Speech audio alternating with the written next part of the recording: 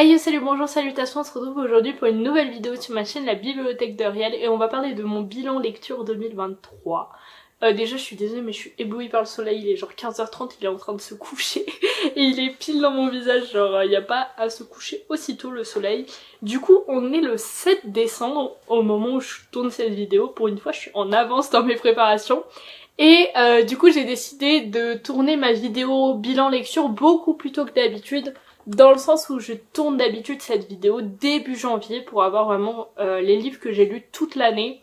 Sauf que là, cette année ça tombe pas trop bien parce que j'ai mes partiels début à mi-janvier, ce qui fait que j'aurais dû tourner la vidéo genre fin janvier qui serait sortie du coup début février. Je trouve que ça faisait un peu tard pour un bilan lecture.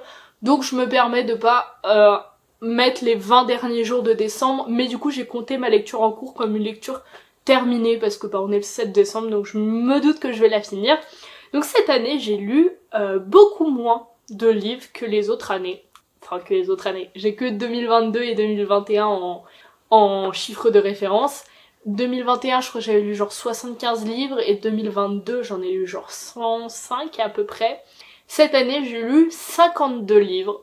Et il y a quelques raisons pour lesquelles j'ai beaucoup moins lu cette année. Je vais vous expliquer tout ça. J'ai quelques chiffres, quelques anecdotes à vous donner. Enfin bref, ça va être sympa. Je suis vraiment désolée pour la qualité de la vidéo, mais je vais pas fermer mes volets, donc on va faire avec. Donc, cette année, j'ai lu 52 livres. Et par contre, je suis très contente du nombre de livres que j'ai lus en anglais. C'est la première fois que c'est la première année où je lis autant de livres en anglais, puisque j'en ai lu 15. Donc sur 52 livres, ça fait que j'ai lu 37 livres en français et 15 livres en anglais.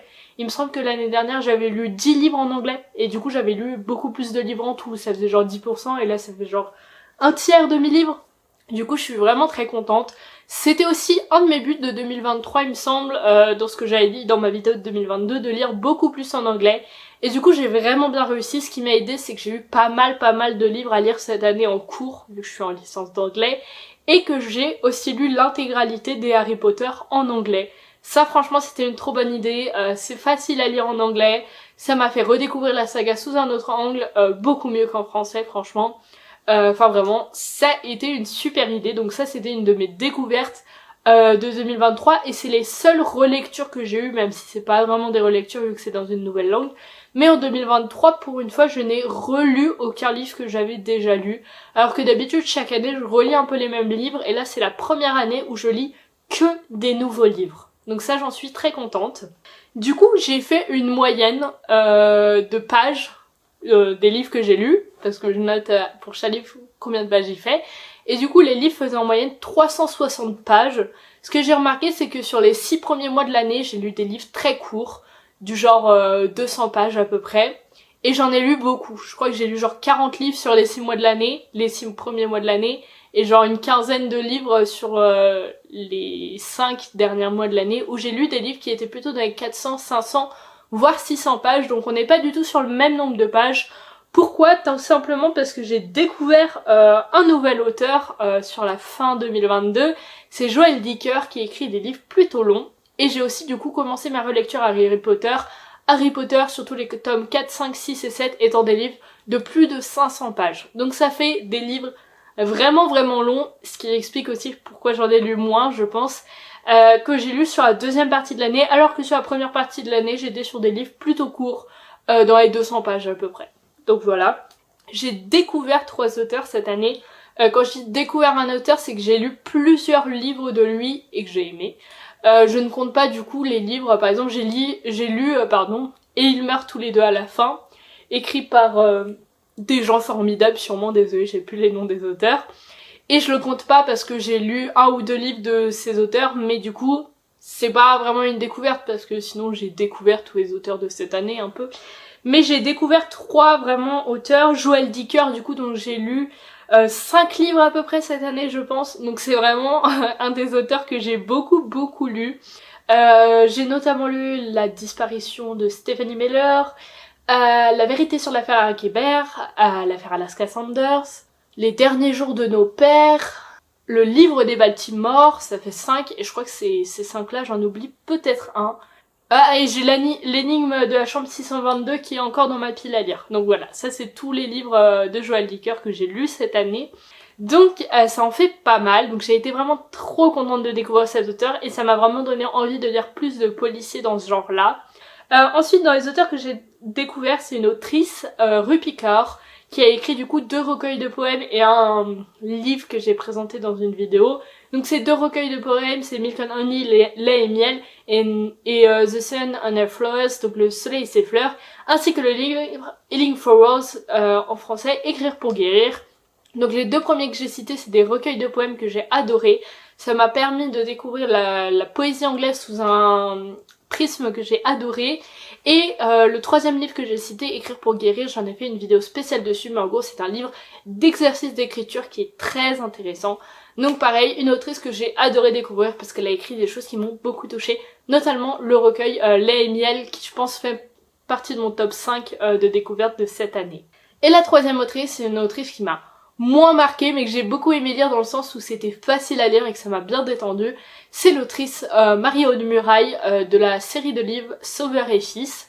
Donc c'est une saga qui est facile à lire, que j'ai souvent lu dans un train parce que ça se lit bien. À chaque fois que je fais une vidéo YouTube, il y a quelque chose qui s'effondre dans ma maison. Ça n'avait pas bougé depuis des mois, mais là aujourd'hui ça s'est dit allez, bon, ok. Je suis perturbée. Oui, donc c'est des livres qui se lisent bien, c'est pas de la grande littérature pour moi en tout cas. Et ça se lit bien, les pages se tournent vite.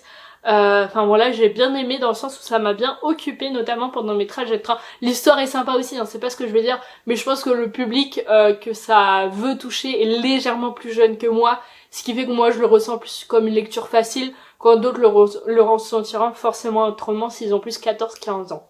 Mais du coup cette année, je vous fais pas un top 5 de mes lectures, ni même un top 3, ni rien.